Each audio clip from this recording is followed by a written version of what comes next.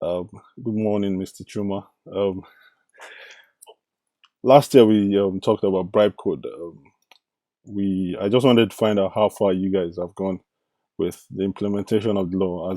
Have you made any progress Yeah, with we have this? made progress. We're still on the ground. We're still talking to people. We're still getting people signed up. Our grand target is 100,000 sign-ups before we move on to the National Assembly. So we're making progress towards that number.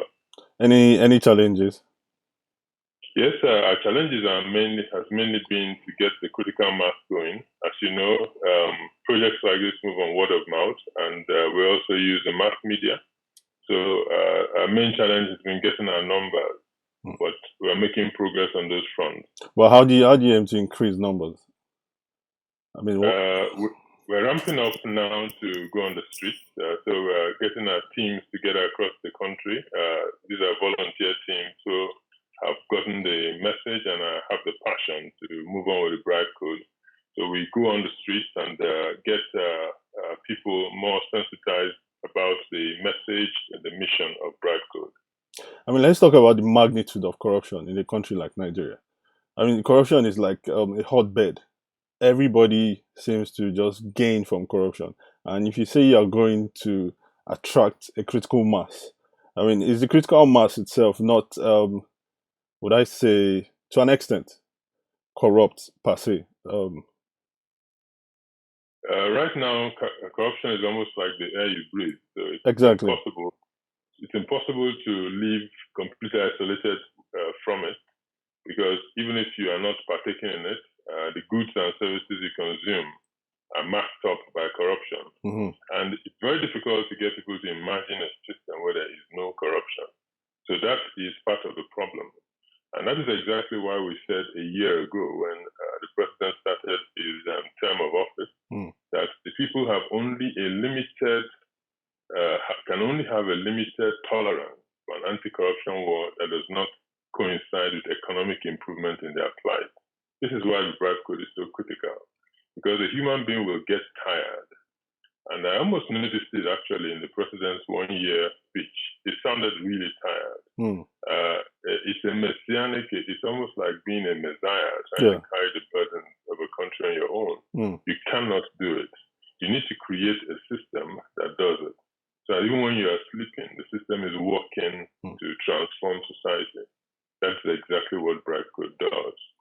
And if I will recap, what the Bribe Code does is to separate the anti-corruption war from a personal war. So it does not depend on any particular leader's goodness, ethics, probity, body language, or personal commitment to fight corruption. What it does is to create a system that forces everybody to be corrupt, whether he's your godfather, your friend, your sister, and whether he's a corrupt person or a good person. It forces him to behave ethically. And the way it does this is very simple. It creates a penalty for corruption Yeah. for corporate bodies, which is basically liquidation. It makes the penalty, instead of simply being a fine, which is what companies pay today, and you could be guilty of a corruption involving a billion, they ask you, okay, return 70% and go. But no, with the bribe code, if you are guilty of corruption and you're a corporate body, you will be liquidated. I mean, but The only exception, with the groups only, yeah. with what's it called, organization like EFCC, would you say they failed in their job of trying to stop corruption? What I would say is that they cannot succeed in their job of trying to stop corruption. It's not possible. The EFCC is a body that punishes corruption. And if you have 500,000 corrupt entities in Nigeria, Mm. in 1 year, maybe they can only even investigate 1,000. Where are you going to start? It doesn't even begin to affect the climate of corruption. And the benefits of corruption for some of these companies is so massive that even if you are threatening them with potential litigation, it's beneficial for them to go ahead, because they know you will only find a fraction, and they can rely on their political cover not to be that one that you will prosecute. Mm. The FCC cannot prosecute all companies. It is not possible. ICPC cannot see everybody. It's not possible. The sheer numbers of the public servants involved is so massive, and the opportunity for corruption is so huge that you can be guaranteed that your chances of being caught are a fraction. So with this, when you have endemic corruption, it's only when you have a society that is already ethical that EFCC and bodies like ICCC can be very effective. Because then when there is an aberration, when there is some corruption, they can notice and take action. But when it's applying everywhere, then it's not possible for such a company, such a body to affect, and you will notice from what happened when the president took office that even during the period when his, in quote, body language was at its highest impact, had its highest impact, which is at the beginning of his regime. Yeah. The director generals who were in charge of the ministries during the months in which there were no ministers, some of them were found to have been guilty of massive embezzlement. Well, the investigations are probably still on, but a lot of them were sacked, and monies were found, millions of naira were found in their accounts. So what that tells you is that there's a limit to the threats of body language or the threats of punishment. People who have the opportunity will continue to abuse their office, and the system is already ingrained. So as I was saying, that penalty of liquidation, with the exception that when you have public companies whose shareholdings involve a lot of innocent shareholders who are not involved in government and management.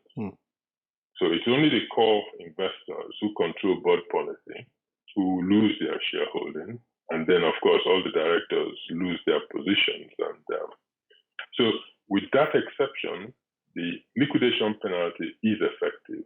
The reason why it's effective is that literally all government infrastructure is built through corporate bodies. So if you incorporate this new penalty into the laws of Nigeria, it means that immediately we'll begin to get literally 100% delivery on corporate contracts with government. And when you remember that we had 20,000 abandoned contracts at federal government level alone, you can imagine the new impact on our public procurement system. It means that once this contract is signed, it will be completed. There will be no more abandoned contracts. Yeah. I mean, you mentioned something about ethics, and I was wondering to myself, how can we get an ethical society? I mean, is that probable? An ethical society has to do with controlling behavior. And most ethical societies, it doesn't matter what you are thinking. What is important in society is how you behave. So you may think, oh, I'm a good person. I go to church, I go to mosque, I don't, my thoughts are good. But when you come to the checkpoint, you think nothing of bringing out money to give to the policeman, we will not have an ethical society. If you think, okay, I'm a good person, I pay my tithes, but to get those tithes, there's nothing wrong with giving a bribe to get a contract. We will not have an ethical society. So ethical society has nothing to do with what you believe and how you feel morally. It has to do with how you behave in society. Now, to govern that behavior, that is when you require a system that regulates the behavior effectively. The emphasis is on effectively. We have many laws in Nigeria now that regulate behavior, but they are not effective because they are not properly enforced. Because the enforcement of those laws are in the hands of the people who are breaking the laws. Now, the Bribecode removes that problem by making it possible for any of Nigeria's 37 attorney generals to have 36 attorney generals at state government alone and the federal attorney general. The Bribecode permits the attorney generals of Nigeria, any one of them, to enforce the law by liquidating corrupt companies. Now, the impact of this is immediate. It will be immediate. It means that the message will go out that whoever you are, nobody can protect you. Mm. So right now, if I am the president, even without being corrupt and calling my police force or my EFCC to tell them, look, do not be selective. Mm. The way Nigeria is structured now, people know my friends. So there will be an immediate self-censorship in my public administration, which will give either my relations the nerve to break the law, believing that the system will protect them because we're in Nigeria. But with the Bribecode, there will always be one state which is not within my political control, which will then proceed against perceived friends and relations of mine who are corrupt, or even my own political godfathers. And when you have that system that allows any attorney general in Nigeria to proceed and liquidate companies that are guilty of corruption in the Federal High Court in the states, it means that we are regulating behavior in a way that cannot be achieved under the current legal system of Nigeria. So the second pillar of Bribecode democratizes prosecution of offenders in corruption. And then it also creates an extra penalty of total assets forfeiture when people collaborate with companies to defraud Nigeria. Right now, you can remember that there's a huge debate about amnesty. Exactly. People are saying, if somebody has looted, 100 billion naira, why don't you allow him to keep 3 billion or 30 billion and return the rest? Now, that encourages future corruption because the message it passes is, if you have an opportunity, steal big. Don't just take 10% of the road contract, take 100%. So that even if you are caught, they'll say, okay, just give us a little back, let us go and pump it into the economy. And then you can still remain, on top of your billions. But with the Bribecode, what it says is that you will not only lose the money that you have stolen, you lose all your assets. I mean, that's a very big task. Anyways, in how many years do you see this coming to realization, though? We can do it in a year. You see, what we fail to understand is that the people have the power. It is because we are not united, because we don't understand, because we don't see a way out, and so we are relaxed, we are apathetic. But when we recognize that we have the power, the people have the power. The people can, they can sack any representative, and their representatives can sack any minister, any president. It's very simple. It's not a question of numbers, which is why 100,000 signatures is critical. The system we have does not help even anybody. Even the so-called rich men who steal, the minute you arrest them, they develop health problems. They need, to travel to a place where there's health, to good health. Why not your own country? The minute they are running their convoys and they have a small problem, they have to be flown abroad. The system does not help anybody. But with the Bribecode, it means that once you have budgeted for a project, it will be done. Because once the company cannot give a kickback to the minister, to the supervising architect, it means that the architect will supervise the work properly. He hasn't been kicked back, he hasn't been bribed. Therefore, he will do his job. And it means that the project will arrive on time, on schedule, on specification, and then we'll now begin to find that even in the deepest forest, public contracts are completed. They are completed on time, and they're completed to standard. So this will be a huge improvement for us. And the question you asked about how many years this will happen, it's very interesting that you can be connected, you can be isolated for 100 years because there's no road to your village. But the minute a road is completed, it's as if it has never, it has always been there. And that is what the Bribecode will do. The Bribecode will open a path to our future that we did not believe was possible. I mean, I was reading a report yesterday by World Bank which says corruption in Africa is an industry, um, and it has cost about $1 trillion. That's corruption has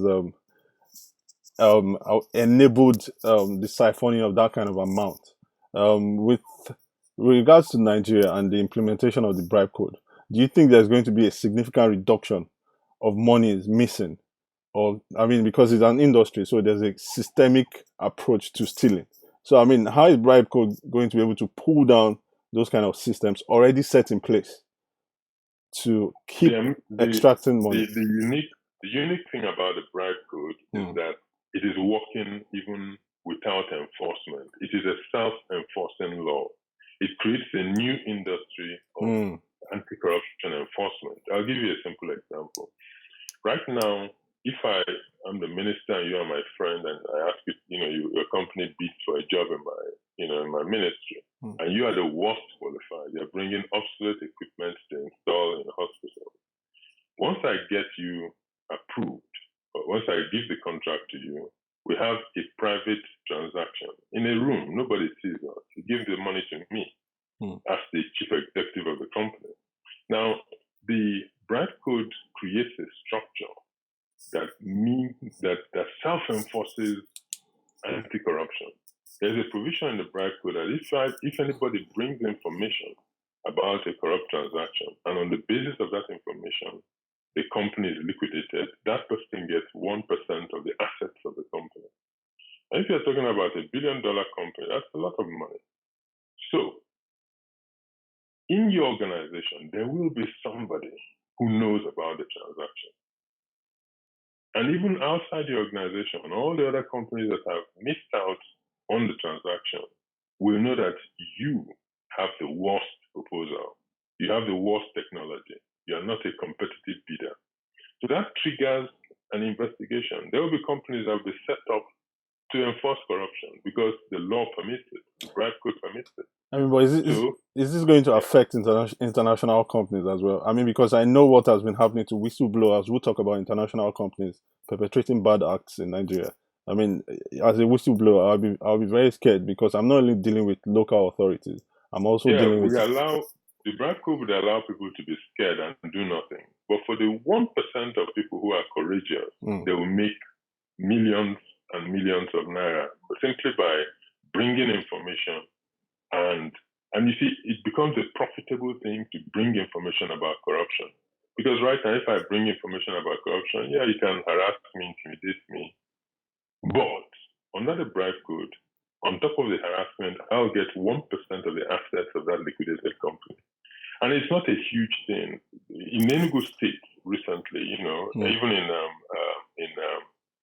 in Edo State, the SEC liquidated companies after convicting them. So this is not rocket science. It can happen. It's already happening to a limited extent under a particular law. So it's just to extend the provision of this law so that globally, once a company is convicted, and it doesn't matter where it is convicted, if it is convicted like the Halliburton case in America, if it's an OECD country, once you are convicted in that country, that conviction will be the basis of the liquidation of the company in Nigeria. So it affects foreign companies who do business in Nigeria and are registered in Nigeria, which means that globally we have a new standard of operation in Nigeria. And it will create here's the wonderful thing about the bribe code. Once it goes into force, its effect will be not just among the companies doing business with government. It will begin to apply across the line. How does it apply? I'll give you a simple example. Right now, every single office in Nigeria is susceptible to godfatherism. I could want, if you're competing, for instance, in your state, and I have a godfather who gives me maybe 10 billion naira, for instance, to go for a state governorship. I can buy my way into that office. And I mean, we've had cases in, if you go online, you have state cases where people are self-confessed godfathers who claim publicly, and this information is available online, who claim, yes, I have sponsored candidates, Yeah. to almost all the seats in the House of Assembly. I sponsored a candidate to the governorship. We have people like that. Yeah, of course. Now, under the bribe code, if you sponsor somebody into a governorship, presidency, or whatever, you will not be able to get your money back.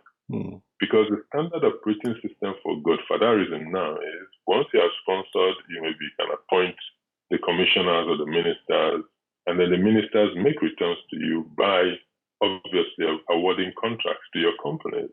Under the bribe, such companies will be almost immediately liquidated. So it means that the business of godfatherism is over. Have you been able to talk to lawmakers? Have you been able to try to reach the presidency with the bribe code? Are there moves to do that? We have submitted at the beginning of the president's regime term of office. We made submissions to his office, and we have also approached a few lawmakers already, and we're also making moves to approach others. But like I said, the fate of a bill like this will not be if you simply submit it to a national assembly. It's not going to be the most popular of laws. If you remember, under the last National Assembly, when the petrol subsidy scam began, during the investigation, one of the chairman of the committee, which was reviewing the petrol subsidy scam, was, and these videos are available online, was supposed to be, you have taken $3 million in bribes. And so right now, the climate for lawmakers who are inclined to be corrupt is, even in this regime, it's more profitable for corrupt lawmakers to look the other way for a bill like this. And if you remember again the reception of the lawmakers to the bill, which was trying to decriminalize an aspect of the corporate, the CCB was quite, they literally rushed the bill to the House. So the only way a bill like this will go through the National Assembly is when the people are behind it. And this is why it is critical for people, particularly people who care about the bribe code, to go to www.bribecode.org. That is BRIBECODE.org, and sign up. It's a short petition. Just put in your name. If you have a voter's card, indicate you have a voter's card and say, yes, I support bribe code and I want it to become law. And once you have done that, it's not enough to say, okay, I've done my bit. That's not your bit. You also need to tell people about the law. The law has three main pillars. Apart from that pillar of the penalty, which means for companies, they are liquidated if they are guilty and if they have been convicted of corruption. For people who bring information, they get 1% of the capital of the liquidated company. And thirdly, for any offending company can be prosecuted by any of Nigeria's 37 attorney generals. Also has the right, if you're an individual and you help a company to, perpetrate corrupt actions, you can lose all your assets. So it's important to be able to sell this information, this bill, to as many people as possible, so we can get a critical mass of support for the bill and then move on to the National Assembly. But if we head back to what we talked about, the behavioral patterns of individuals in Nigeria, with regards to the bill, some people will just think, anti-corruption has been flung around for a very long time, for the past 3 decades. What difference is this going to take? What difference is this going to make? How do you motivate those kind of people who have a pessimistic point of view towards anti-corruption bills? Yes, I would be frustrated. You cannot fight this battle. The president sounded tired. You cannot fight this battle without being exhausted. Everywhere you go, in fact, at a level it becomes extortion. You go to the hospital with a sick relative. Airports. If you don't bring money, you can't get blood. If you are going to meet your target at the airport, you want to catch a flight. If you don't give money at the checkpoint, you miss the flight. So at a point, you cannot fight the battle, consistently. That's the meaning of an endemically corrupt society. It's there at every turn. You will be frustrated. And even if you want to pretend that you are ethical, you don't give bribes, you will hire consultants who give bribes on your behalf. Exactly. You buy services that are, infused with bribery. So that's why it's important for us not just to fight corruption as if we are not thinking. We must be strategic in our fight against corruption. That's the meaning of the Bribecode. Attack the system. Don't attack just individuals who, if you remove them tomorrow, the next person will be even more corrupt than they are. Be strategic in your fight against corruption. Fight the system. Create a new system that makes it impossible for you to be corrupt. Do you see what I mean? Yeah. If you continue the way you are now, just being morally upright, refusing to give bribes when it affects you, what about the next person who is not like you? What about your children that you have destroyed, who will get worse opportunities than you? So if you are the only light in a storm, that your light will be extinguished.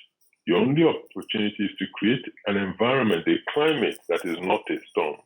Where any other light that comes up will be like you and will have a better chance of surviving. So Bribecode is about changing the climate of Nigeria, not just the weather for a day or two when a president who is anti-corrupt, who is not corrupt is in office, but a climate so that even when a corrupt man enters the presidency, he has to behave properly because he cannot, even if he wants to, he cannot be corrupt. I mean, let's assume that say next year the bill is approved and everything goes on fine. Don't you think it's going to take a long time itself for us to achieve any result to fill the so-called gap of corruption that has been going on for like 5 decades now? I mean, that's a big hole to fill. No, I think here's the amazing thing about corruption, about the Bribecode. I believe that within 12 months, and I predicted, the situation, of the general climate of support for the presidency, because it's impossible when you are hungry. It's impossible for you to hold on to much morality. So right now, the economy works on corruption because businesses, so when you have removed the life force of the economy, the businesses, the money in the system, most of it is slush funds, money from corrupt transactions, and you have not enabled an ethical system.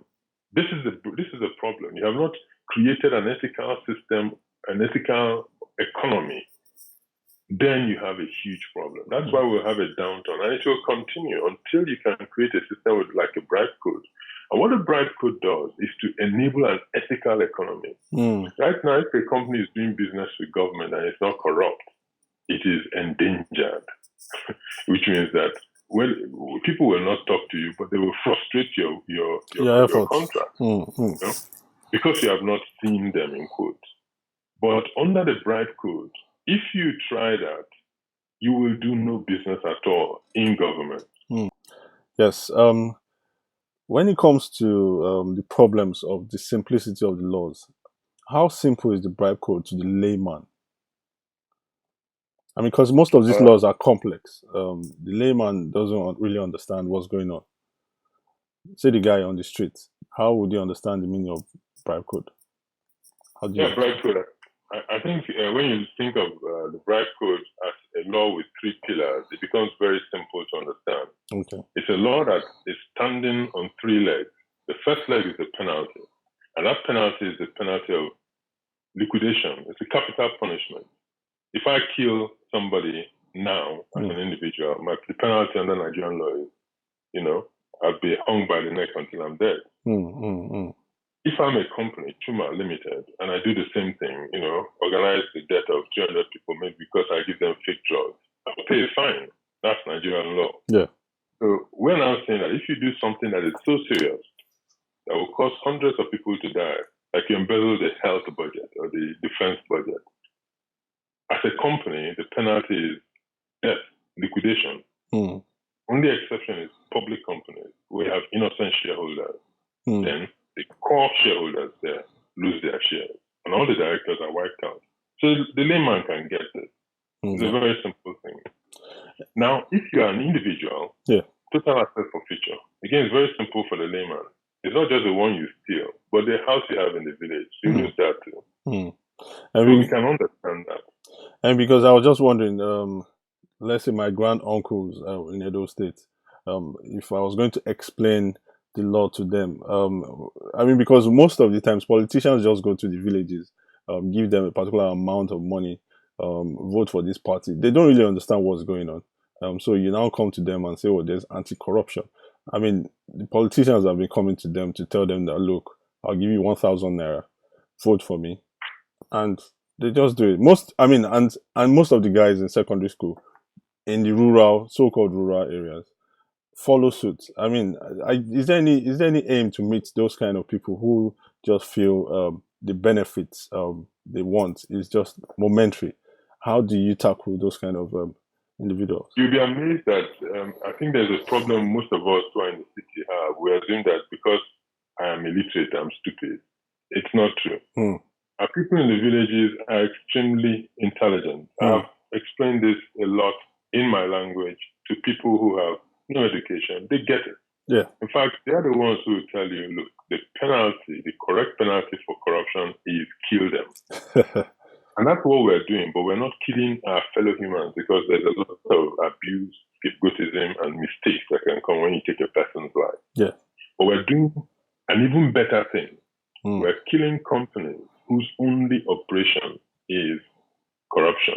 So before they kill us in the health center, before they kill us on the road, Nigeria has the second highest mortality rate for a road accident in the world. The second highest after Afghanistan. We have the highest number of people who die on the roads. Who kills them? Companies who have the contracts to tar the roads, who embezzle the money. They are the killers. So before they kill us on the road, we kill them in the Corporate Affairs Commission. And we take the money and put it into the state coffers to pay salaries for teachers and so on, and to do the public works. So our villagers can understand that. And they also know they're not fools. They know that the only time they see politicians is during the election. They get the bag of rice and they will take it because, well, if they don't take it, what can I do? Yeah. But they also know that if there was a way to change the system, that they would prefer it.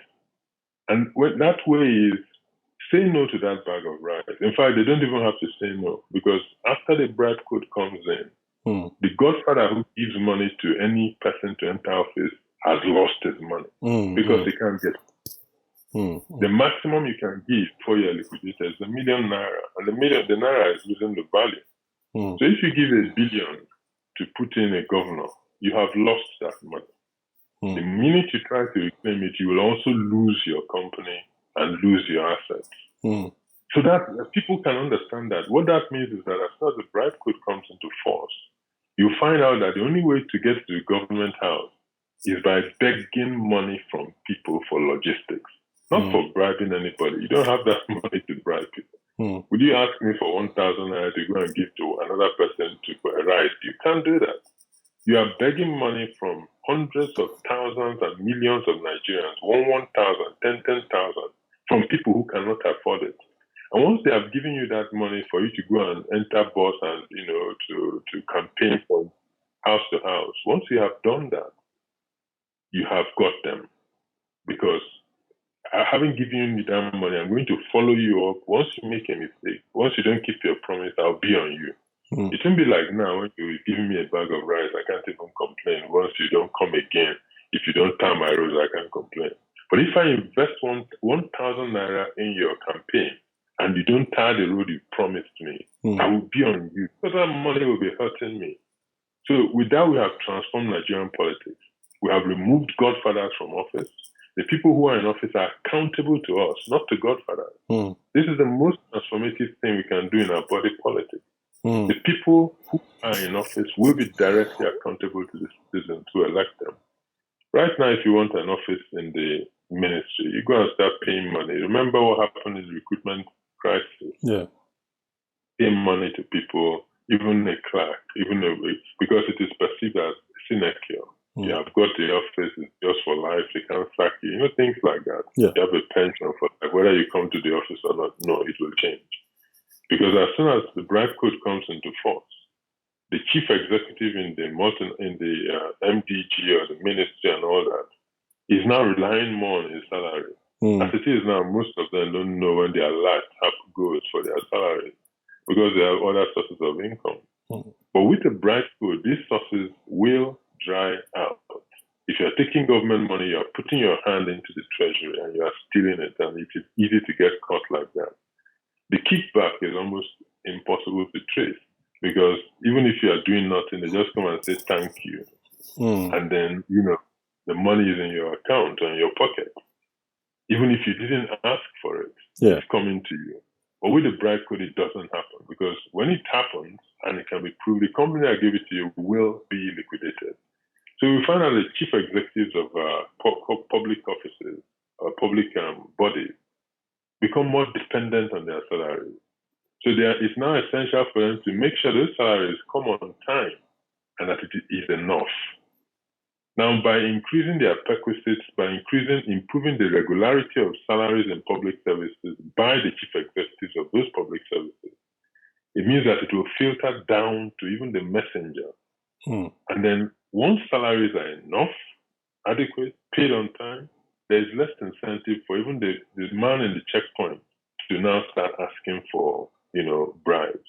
There's better pride in his office because even his barracks are better maintained. The money is not being stored at the top.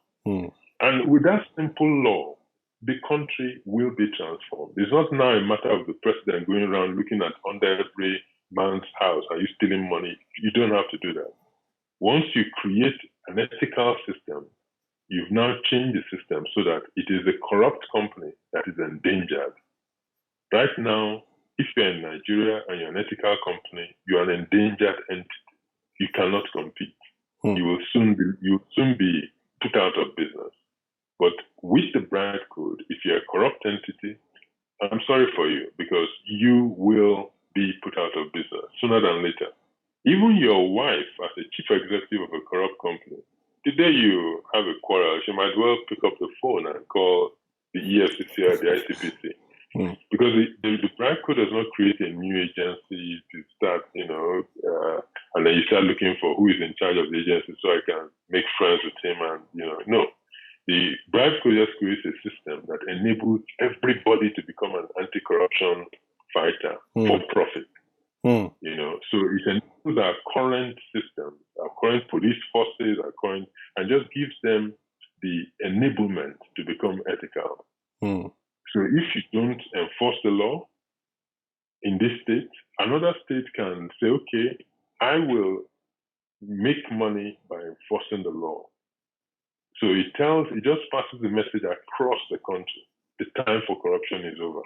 If you indulge in it, even if the state governor is your best friend, once you have registered with the Corporate Affairs Commission, you're under the federal law, and any state can prosecute you and liquidate you. So it doesn't matter your relationship with your particular state governor brother. You have to be ethical. And the only way to get contracts is by delivering the best service. Because if you deliver bad service and you depend on kickback to get that contract, your fellow contractors will know. And then people will look out for the deal that you did and you will be liquidated. So hopefully next year, the bill would have been passed. With your support. So what I need for you to promise, you, the interviewer, you, the viewer, to promise is that you know about this and you tell people, you go to the Bribecode, www.bribecode.org and you sign up. And at this point, I should really explain. People say, oh, okay, what can you do? My senator, my House of Reps, I know he will not sign this. Section 69 of the Constitution gives you, the voter. That is why we always ask our signatories, the people who sign our petitions, do you have a PVC? If you have a PVC, you give us extra ability to do what we want to do. Because we are running a program called the Grand Recall. We're putting all our senators on a recall petition if they oppose the will of the people. And so we're going to apply Section 69 of the Constitution, which gives us the right to recall our legislators. So if you take the anti-people position that you prefer the system that we are running now, and you oppose the Bribecode, which will liberate Nigeria from endemic corruption, we reserve the right to campaign and bring you back to stand another election and to test your popularity against the power of the people. So people have power. We're not powerless. The real power is not in the National Assembly, it's in the people who appoint the servants in the National Assembly. And so if we get that done within one budget year, Nigeria will be transformed. I mean, that's a very optimistic one. Hopefully, Mr. Chuma, I hope it works, and I hope Nigerians understand the powers they have in their hands as well. Thank you very much. That's our prayer, all of us. All right, no problems. Thank you for your time. Pleasure. Thank you for your time. All right, sir.